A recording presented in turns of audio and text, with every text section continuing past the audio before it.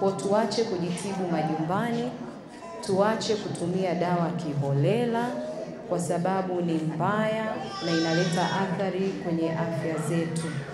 Muda ambao wewe ungetakiwa kuutumia kwenye shughuli za kiuchumi, unautumia muda huo hospitalini, si ndio? Na tunawategemezi.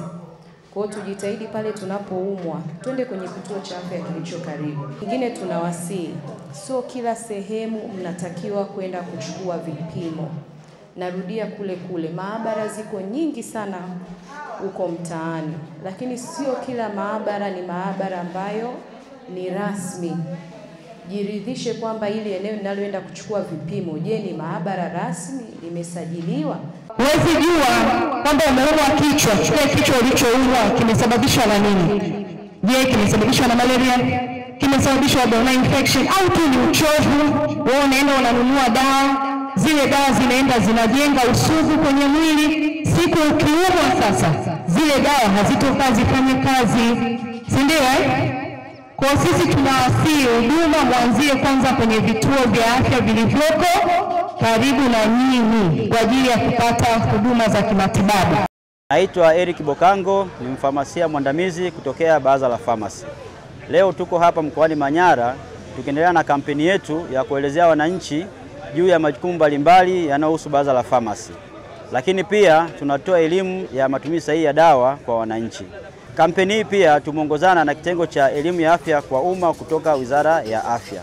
Elimu hii juu ya matumizi sahihi ya dawa tumeweza kupita katika sehemu mbalimbali kama masoko, sehemu ya vituo vya daladala, lakini pia katika maeneo ya vituo vya bodaboda na bajaji. Wito wetu kwa jamii, tunasisitiza kwamba wananchi kabla ya kuanza kujitibu wenyewe wanatakiwa wafike katika vituo vya afya kuweza kupima afya zao, waweze kugundulika na ugonjwa unaowasumbua ili waweze kupewa dawa sahihi kwa maelekezo sahihi na kutumiwa kwa sahihi ili kuweza kuponya magonjwa yanayowasumbua. Hii itasaidia kulinda afya yetu, kulinda familia zetu na kulinda jamii nzima ili tuweze kuwa na jamii yenye afya iliyo bora. Naitwa Babu Majoka, ni mkazi wa Babati mji. Tumefurahi kwa ujumbe sahihi, manake huwa kuna maduka bubu ya dawa za binadamu. Duka ambazo hazijasajiliwa, unaweza kauza hata dawa zilizo expire. Hata ukitaka kuwakamata utashindwa kuwapata. Lakini tunashukuru kwa maelezo walotupa, ni maelezo mazuri, na kuna nembo wametuonesha kwamba utakapoingia kwenye duka la dawa, angalia mlangoni au kwenye zile kabati zao, ukiona nembo kama ile ujue duka hii sahihi imesajiliwa.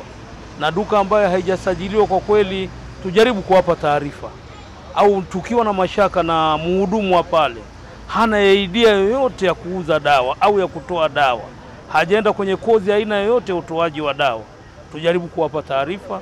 Na tunawashukuru wametuachia namba, na pia bwana jamaa wa halmashauri ambaye ni mfamasia naye katuachia namba, tunafurahi sana. Kwa hiyo tunawashukuru, na wengine pia haya maagizo tulopewa tujaribu kuyazingatia, tusikimbilie tu kwenda kununua madawa ovyo.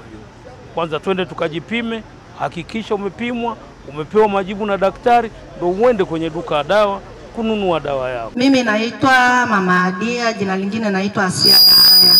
Niko hapa soko kuu, nafanya biashara ndogo ndogo. Nawashukuru sana Pharmacy kwa sababu wamekuja kutuelimisha kutokana na hizi dawa ambazo tunakuja kupewa kwenye mahospitali ambao hayajapimwa.